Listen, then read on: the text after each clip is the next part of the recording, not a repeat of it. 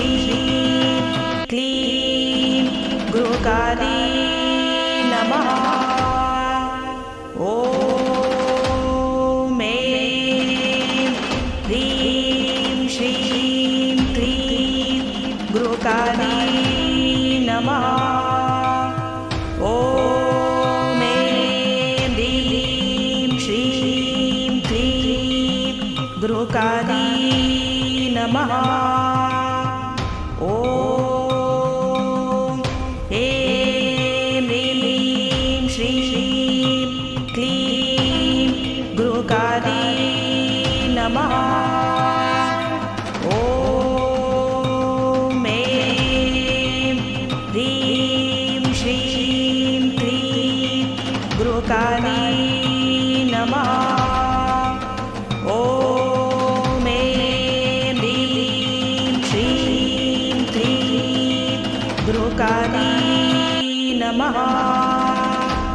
ॐ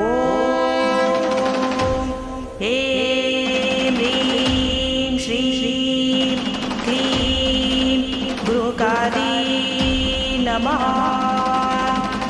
ॐ ऐं ह्रीं श्रीं क्लीं गृहकाली नमः।